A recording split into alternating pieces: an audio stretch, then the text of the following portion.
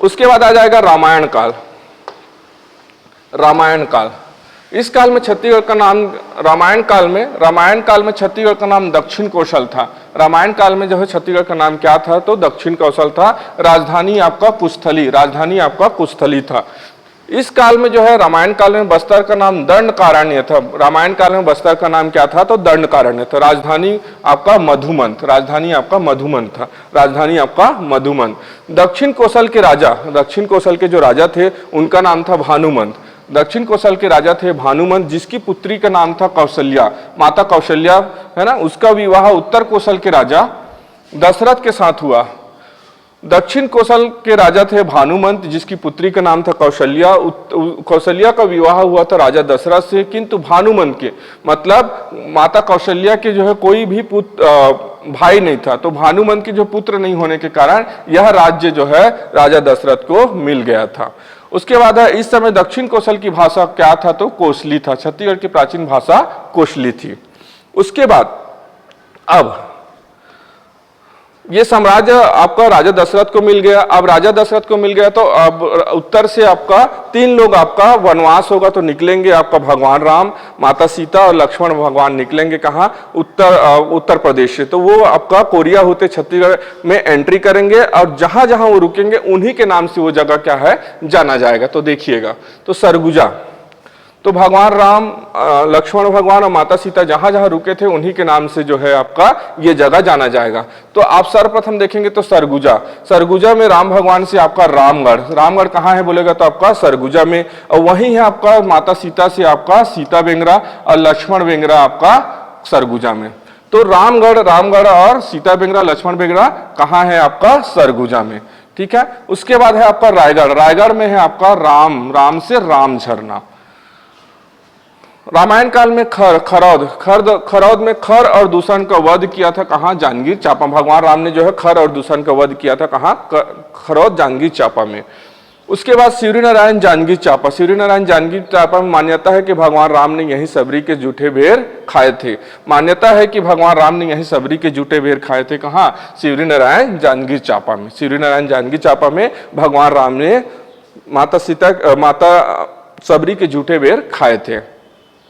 उसके बाद है पंचवटी कांकेर, यहां से सीता हरण का उल्लेख मिलता है। कांकेर के जो पंचवटी स्थान है वहां से जो है माता सीता का जो है हरण का उल्लेख मिलता है। वाल्मीकि आश्रम, उसके बाद आपका वाल्मीकि आश्रम लव कुश की जन्मस्थली। वाल्मीकि आश्रम क्या है, लव कुश की जन्मस्थली है। माता सीता ने 2 बेटे को जन्म दिया आपका, एक का नाम लव और एक का नाम कुश।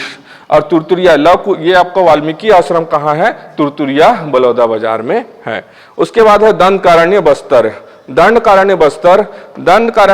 जो है भगवान राम ने यहाँ आप अपने वनवास के दौरान कुछ समय व्यतीत किए थे। दंडकारण्य बस्तर में जो है भगवान राम ने वनवास के दौरान कुछ समय क्या किए थे, व्यतीत किए थे।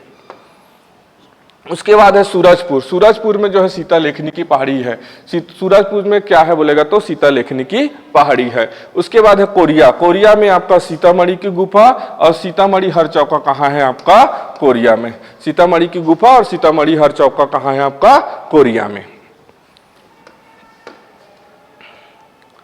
उसके बाद महाभारत काल, रामायण काल के बाद आपका आ जाएगा महाभारत काल। तो इस काल में जो छत्तीसगढ़ का नाम था प्राग कौशल। महाभारत काल में छत्तीसगढ़ का नाम था प्राग कौशल। बस्तर का नाम था कांतार। महाभारत काल के भीष्म पर्व में महानदी का वर्णन चित्रोत्पला के नाम से है। महाभारत काल के भीष्म पर्व में महानदी का वर्णन चित्रोत्पला के नाम से है। महाभारत काल में सभा पर्व में छत्तीसगढ़ का नाम कौशल के नाम से है। सभा पर्व में क्या है, छत्तीसगढ़ का नाम कौशल के नाम से है। अब महाभारत कालीन स्थल,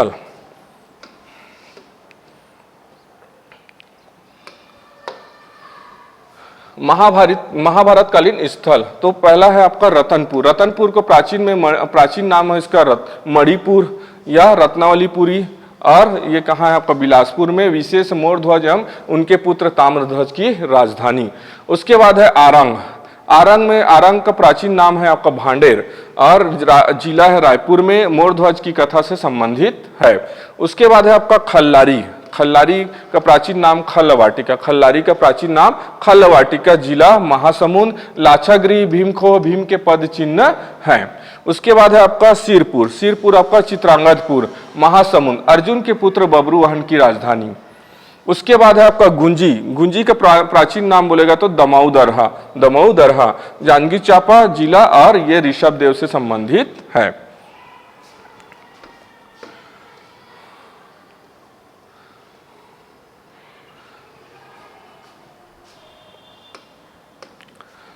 रतनपुर, इसका प्राचीन नाम है मणिपुर रत्नावलीपुर, यह है आपका रतनपुर, मणिपुर और रत्नावलीपुरी। यहाँ आ जाएंगे हम लोग तो गुंजी, गुंजी दमऊ दरहा, गुंजी का प्राचीन नाम आपका दमऊ दरहा, यह है आपका सिरपुर चित्रांगदापुर। उसके बाद ये है आपका खल्लारी खल्लवाटिका, और ये है आपका आरंग जिसका प्राचीन नाम है भांडेर।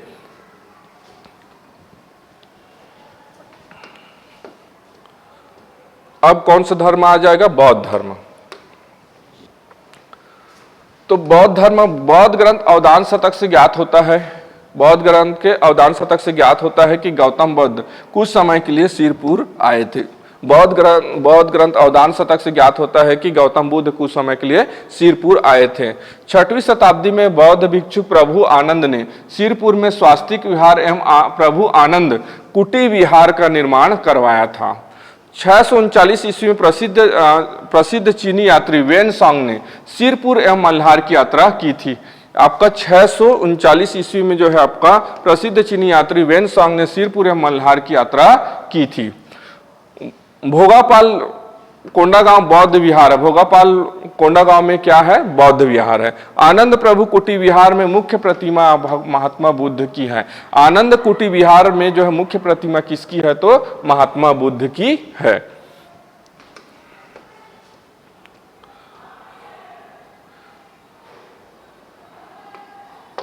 मैन पाट, यह है मैन पाट, बौद्ध वास्तुकला पर आधारित बौद्ध मंदिर। यह है मल्हार, उत्खनन से प्राप्त बौद्ध मूर्तियां। यह है आपका डोंगरगढ़, गौतम बुद्ध की ऊंची प्रतिमा डोंगरगढ़ में है। उसके बाद है तुरतुरिया, विशाल बौद्ध प्रतिमा है तुरतुरिया में। सिरपुर स्वास्तिक विहार, प्रभु आनंद कुटी विहार, बौद्ध टीला, तिवारदेव विहार, पीतल निर्मित बौद्ध मूर्तियां कहाँ है? आपका सिरपुर में। और भोगापाल, भोगापाल आपका विशाल बौद्ध प्रतिमा।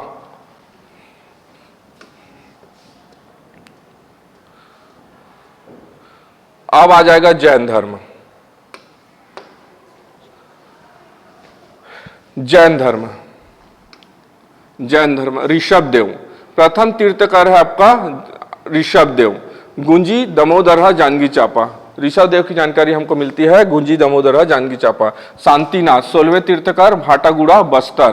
पार्श्वनाथ आपका 23वें तीर्थकर नागपुरा आपका दुर्ग। महावीर स्वामी 24वें तीर्थकर आपका आरंग रायपुर।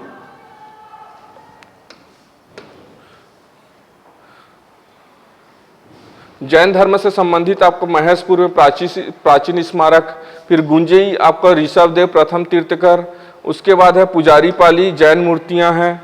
उसके बाद मल्हार में प्राचीन स्मारक है बूढ़ी खार जो है ऋषभ देव प्रथम तीर्थकर। नगपुरा में पार्श्वनाथ 23वें तीर्थकर। आरंग प्राचीन स्मारक जैन मूर्तियां महावीर स्वामी 24वें तीर्थकर। सुमतिनाथ जो है 5वें तीर्थकर। सिरपुर जो है प्राचीन स्मारक। यहां से हमको जानकारी मिलती है। उसके बाद भाटागुड़ा शांतिनाथ 16वें तीर्थकर जैन धर्म से संबंधित है। अब आ जाएगा महाजनपद काल। महाजनपद काल भारतीय इतिहास में यह काल जो है सर्वाधिक महत्वपूर्ण माना जाता है। महाजनपद काल को भारतीय इतिहास में सर्वाधिक महत्वपूर्ण माना गया है क्योंकि यहां से भारत व्यवस्थित इतिहास का मिलना प्रारंभ होता है। इस दौरान संपूर्ण भारत 16 महाजनपदों में बटा था। महाजनपद काल में जो है भारत जो है 16 महाजनपदों में बटा था। इस काल में जो छत्तीसगढ़ चेदी महाजनपद के अंतर्गत शामिल था। भारत 16 महाजनपदों में बटा था और छत्तीसगढ़ चेदी महाजनपद के अंतर्गत आता था। तो देखते हैं चेदी महाजनपद। राजधानी सुक्तिमती, क्षेत्र बुंदेलखंड का पठार। इस काल में छत्तीसगढ़ को चेदीसगढ़ के नाम से जाना जाता था और कालांतर में इतिहासकार हीरालाल के अनुसार इसी का अभ्रंश छत्तीसगढ़ नामकरण हुआ। चेदीस करते करते वो क्या हो गया? छत्तीसगढ़ हो गया। अब ये 16 महाजनपद, 16 महाजनपद को देखते हैं तो यहाँ पर है कंबोज, गंधार, कुरु, मत्स्य, सूरसेन, पांचाल, कौशल, मल्ल, वश, काशी, वज्जी, अंग, मगध, अवंती, अश्मक और ये आपका चेदी महाजनपद। इसी के अंतर्गत हमारा छत्तीसगढ़ आता था, चेदी महाजनपद के अंतर्गत।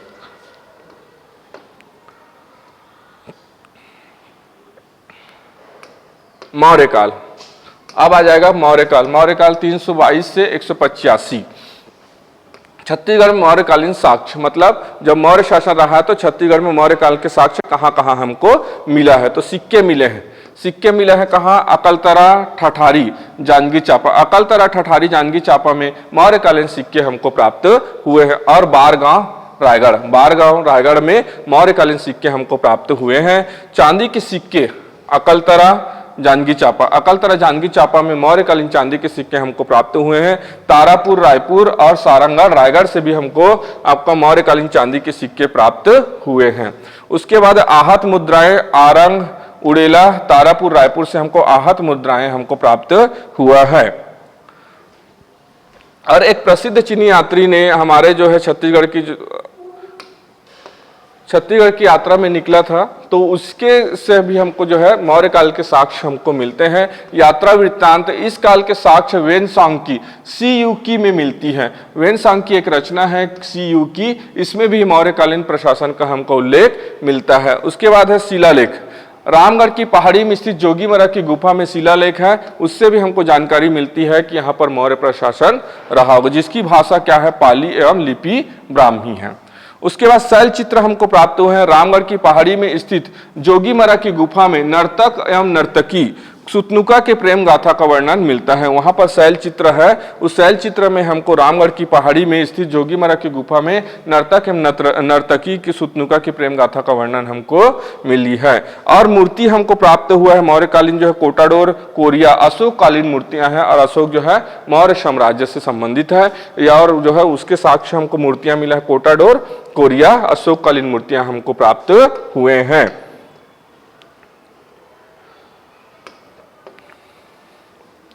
सरगुजा क्षेत्र के सीताबेंगरा और जोगीमरा की गुफा में मौर्यकालीन अशोक अभिलेख प्राप्त है, जिसकी खोज 1848 में जो है कर्नल आउसले ने किया था। इसका खोज 1848 में कर्नल आउसले ने किया था। प्राचीन थिएटर का अवशेष रामगढ़ से मिला है। रामगढ़ में आषाढ़ के प्रथम दिवस मेले का आयोजन होता है, जो कि मेघदूत ग्रंथ से संबंधित है। मेघदूत ग्रंथ कालिदास द्वारा लिखा गया है, उसी से क्या है? संबंधित है। अब आ जाएंगे सातवाहन वंश। सातवाहन वंश राजधानी आपका सातवाहन वंश का राजधानी है आपका प्रतिष्ठान, महाराष्ट्र में। सातवाहन वंश का राजधानी है आपका प्रतिष्ठान, महाराष्ट्र में। छत्तीसगढ़ में सातवाहन कालीन साक्ष्य, तो छत्तीसगढ़ में सातवाहन कालीन साक्ष्य कहाँ मिला है? मुद्रा मिला है। तो मुद्रा मल्हार, बिलासपुर, राजा अपिलक की मुद्रा मिला है। मल्हार, बिलासपुर में सातवाहन कालीन के राजा अपिलक की मुद्रा हमको प्राप्त हुआ है। बालपुर, जांजगीर चांपा, राजा अपिलक की मुद्रा प्राप्त हुआ है। चकरबेड़ा, बिलासपुर, सातवाहन काल में रोमकालीन स्वर्ण मुद्राएं हमको मिले हैं। उसके बाद है आपका शिलालेख, गुंजी शिलालेख, दमोदरा नाला चट्टान लेख जो है जांजगीर चांपा प्राकृत भाषा में उल्लेखित उत्कीर्ण शिलालेख हमको प्राप्त हुए हैं। इस शिलालेख में सातवाहन राजा जो इस शिलालेख में जो है, इस शिलालेख में सातवाहन जो है राजकुमार वर्दत का उल्लेख मिलता है, जिसने अपनी आयु बढ़ाने के लिए ब्राह्मणों, जो शिलालेख में राजा जो सातवाहन काल के जो राजकुमार वर्दत का उल्लेख मिलता है, और ये राजा वर्दत ने अपने आयु बढ़ाने के लिए ब्राह्मणों को 1000 गाय क्या दान में दे दिया था, 1000 गाय दान में दी थी। उसके बाद स्तंभ लेख, हमको स्तंभ लेख की जानकारी हमको प्राप्त होती है, जो सातवाहन कालीन से संबंधित है। स्तंभ लेख, किरारी, याद रखिएगा, किरारी नामक ग्राम जांजगीर चांपा के एक प्राचीन तालाब से सातवाहन कालीन काष्ठ स्तंभ, काष्ठ मतलब लकड़ी के स्तंभ प्राप्त हुए हैं। यह स्तंभ जो है 1921 में खोजा गया, जो वर्तमान में रायपुर के महंत जो है आपका घासीदास संग्रहालय में संरक्षित रखा गया है। इस काष्ठ स्तंभ लेख में जो है सातवाहन कालीन कर्मचारियों के पद नाम का क्या है? उल्लेख है।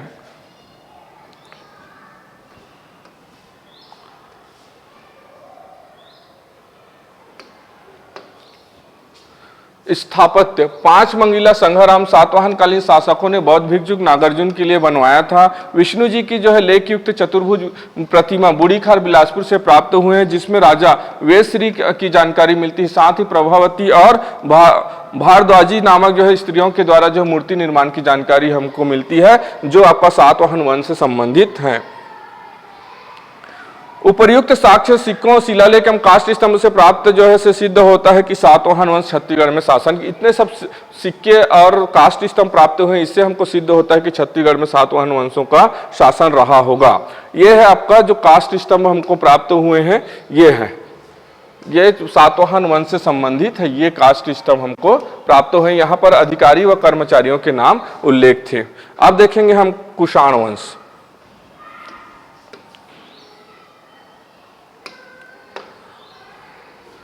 स्तंभ लेख कुषाण वंश। छत्तीसगढ़ में कुषाण कालीन साक्ष्य तो सिक्के मिले हैं। तांबे के सिक्के प्राप्ति बिलासपुर जिले से प्राप्त हुए। स्वर्ण मुद्रा मिला है तेलीकोटा रायगढ़ जिले से डॉक्टर सी के साहू से प्राप्त किया गया।